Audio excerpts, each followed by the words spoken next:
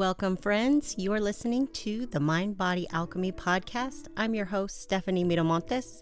This is where intuition meets education in the realms of spirituality, fitness, mindset, and more, all to create lasting change. Hey, y'all. Welcome back to the podcast, and thanks so much for being here today. So I want to talk to you about the weight that you have gained because of emotional eating. And I want to take a little bit of a different angle on it because we tend to villainize emotional eating and we tend to villainize body fat. We often talk about how to stop eating like an asshole because it's funny and because it resonates. And shout out to my colleague and friend Leslie Hooper because she's the one who coined that term, at least for me, and it's where I picked it up from. It takes the pressure off of a serious conversation, and it's something we can always joke about and be silly about, which is something that we desperately need sometimes. But the reality is emotional. Eating is a complex topic. The weight you gain from emotional eating or emotionally eating as a habit or as an experience is trying to tell you something. Sometimes we don't realize what we're doing, and other times we can pinpoint it directly. A good example of pinpointing it directly might be because of a job change, moving, or a divorce. We know we are stressed out. We know we are stress eating, but other times it kind of sneaks in there. And today, instead of villainizing emotional eating and the body fat that comes along with it, and instead of all the self-loathing, I want you to try gratitude. Now, when I tell my clients to show some gratitude for the body fat they have put on, they look at me like I have lost my mind, and for good reason, right? Our society has behaved like having some body fat is the worst possible outcome. It's the worst thing in the world that someone can have, when in reality, it's just adipose tissue. That is it. In isolation, it's not that big of a deal, but it is part of our body's language. It's how our body speaks to us. Emotional eating is something that works really well to make us feel safe. If our bodies are putting on extra weight, it's because we've not had the other tools to get us to that place of safety. We haven't felt safe. The extra weight is just a result of eating in a way that says we don't have enough. We don't have enough joy, comfort, safety, and security in the other areas of our lives, and it's showing up on our bodies. The emotional eating is a sign that it's time for change, and something deeper is needing your attention. Maybe it's something that you haven't been willing to look at up to this point. Maybe it's something that's been too painful to look at. So when a client argues with me or someone on the internet argues with me about accepting their body and they just feel this urgency to get the weight off right now, they are really missing this vital step in their transformation process. The step that says you're here for a reason. And I don't mean that in an esoteric kind of way, like you're here for a reason and you have a purpose. I actually believe that, sure, but that's not what we're talking about here. What I'm saying is that you are in this circumstance that you're in right now with extra weight on your body for a reason. And that reason probably still needs to be looked at.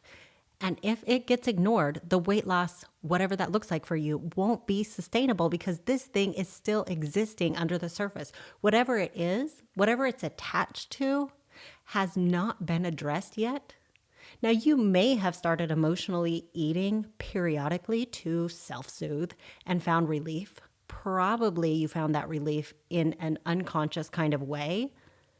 And you didn't associate the emotional eating and the newfound feelings of safety and security, but the body has made the connection. So even if your circumstance kind of cleared up already, you have taught the body that the food is what creates the relief for you.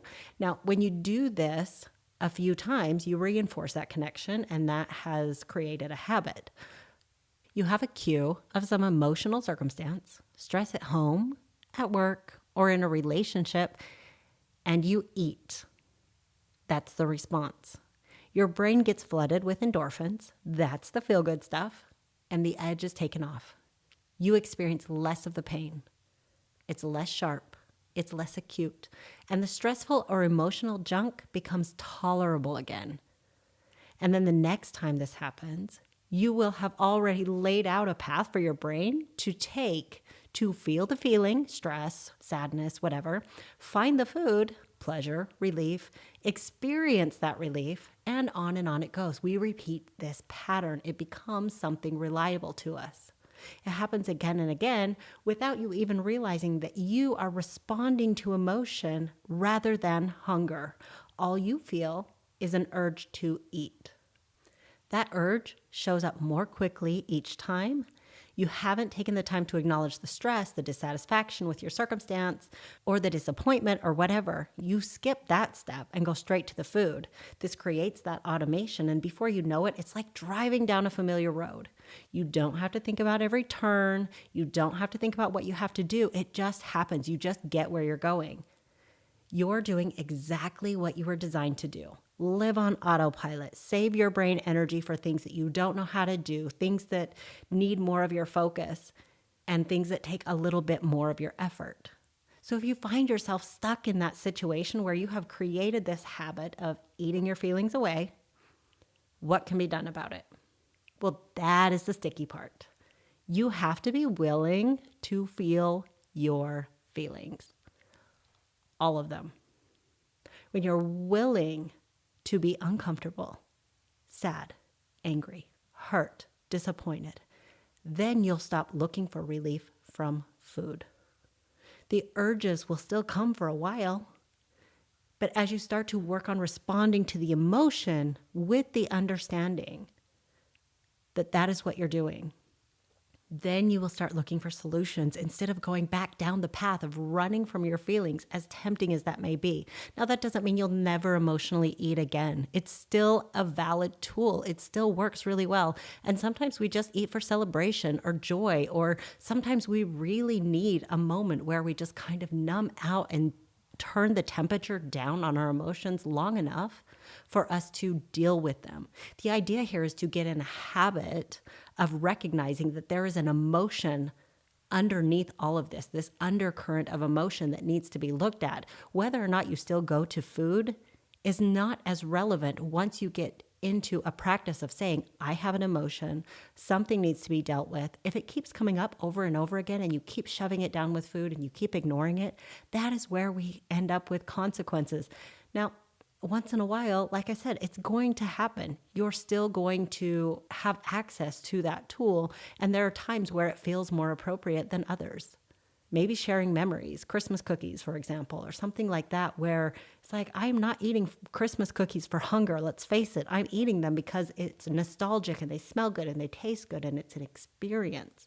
That's an emotion that I'm having, and I'm going to satisfy it with the food, but with my eyes wide open. I know exactly what I'm doing, and I know why I'm doing it, and I'm making a conscious choice. So the weight gain is not your enemy here. That's the language of the body. The weight gain is only a side effect. It's not the problem. The real problem is that we are stuck in a habit of running, and we never reach our full potential. We never feel bad enough to want to change. We soften the edges of our misery, and therefore we tolerate it. And I don't mean that you don't feel bad enough to change your body. I mean, of course, you're over here torturing yourself about your muffin top, and you're tormenting yourself because you have to buy new jeans again. You have this second wardrobe stashed in your closet where you're afraid that these pants are going to fit, or you're afraid these pants aren't going to fit. And it's sort of this yo-yo back and forth in your brain that is just exhausting. That part you want to change. We've already determined that that's why you're here. That's why you're listening to me, right? But what I'm talking about instead is the change of circumstance that leads you to do the emotional eating. The job, the marriage, the relationship, the friendship, the chores, the housework, the things you don't want to do, the things that you're procrastinating, the things that are emotional for you, the things you keep putting off, the things you keep pushing away. Be willing to feel bad enough about whatever is showing up for you that leads you to the kitchen when you're not hungry, to want to change that. We might think we're eating for hunger. It seems logical enough. We've been taught we eat when we're hungry, but we eat based on our habits. There's this delusion that kind of happens because we start to justify. We get tired, sluggish, stressed. And then as we gain weight year after year after year, the issue becomes pretty clear. We're not hungry for more food. This is about hunger for more life, more alignment, more authenticity, more living in your values, more joy, more peace, more purpose, more boundaries, just more. And I'm not talking about living a happy life all the time. That's not realistic. That's not how life works. What I'm talking about is acknowledging that life is messy and humans are resilient. You are resilient. You're strong. You're avoiding emotions, but emotions are just that. They're just feelings. They come and they go. They're based on your thoughts most of the time, and you've survived every single one of them that you have had so far, so pat yourself on the back for that. Gain some confidence from that place where you can look back and say, I have done this, I have been down this road, and I'm still here. We'll always look for ways to survive when we feel threatened, and it's usually our ego that is actually feeling that threat. There's no harm in having emotions. Your ego will recover. Some circumstances can't be changed right away. Sometimes we're presented with obstacles that feel too big in the moment to do anything about. Sometimes it's a choice between emotional eating in order to just get through another day or upending your entire life, your career, your family. It isn't always as simple as toughen up and just change your life. And I get that. And I appreciate that. Sometimes emotional eating comes to the rescue. And like I said earlier, it's a tool. It works. It's something that works really well. And it's served you up to this point. It gives you that extra time to figure it all out. I mean, can we just have some grace right now for being human in the world and just struggling? Having a hard time seems to be the normal anymore. And eating is the easiest tool to help us through tough times. It's the most accessible. So of course, it's what you've used when things felt impossible. Even if you didn't give yourself permission to use it in this way, because it wasn't a conscious choice that you thought about, it's not like you said, I'm going to eat in order to avoid my life. It just happens because it's so easy. All you have to do is open the refrigerator door again. So this is not about blaming yourself. This is not about shaming yourself. Instead, it's about saying thank you to your body and recognizing that my body is protecting me. I have this tool for a reason and I've used it. I've relied on it in a way that has created some uncomfortable consequences for me, but it still has my back. For whatever reason, I found comfort here. We are thanking our bodies. We are saying thank you for the ways that it has protected us from all of our pain. Acknowledging in a way that says, I see that I've got some work to do, and now I'm ready to do that work. It's not going to be perfect, but I'm not going to beat myself up anymore for being here. I wasn't ready before. I didn't know what I didn't know. And now I know better. When you can start to see this, that's when change starts to happen. You start to notice quicker. It's not an overnight process, but blaming your body for doing something that it was naturally built to do, for having a coping mechanism, that's never resulted in a sustainable transformation. It doesn't work that way. We have got to get to a place where we are loving, appreciating, and accepting the bodies that we are walking around in, even if society tells us it's not good enough. Even if we look in the mirror and it's hard.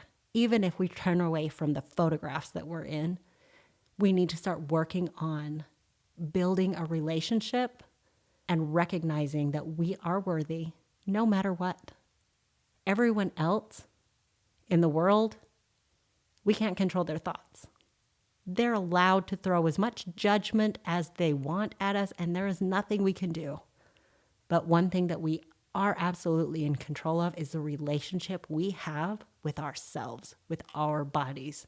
And we can say thank you to our bigger booty and our thicker thighs and the softness of our belly rolls and wherever else that we poke and prod and look at in disgust, we can change that. We can say, thank you for the evidence that something in my life needs to change. Thank you for showing me. I appreciate it. Now I can do different. Now I can do better. Now I'm going to have my back in a different way. I'm going to work on these skills. I'm going to develop some new ones, and I'm going to give you a break. Y'all, I hope that you were able to do something with this information. That's all I have for you today. Thanks so much for listening. It would be so cool if you could just take a moment to review the podcast. It just takes a minute of your time, but it helps me tremendously. If you got something out of this, I would love to hear from you. Shoot me an email, screenshot the episode, share it on social media. Of course, tag me. I would love to come and say, hey, all that information is going to be in the show notes. And I just really appreciate your support. Have a great weekend, and I will see you next week. Bye.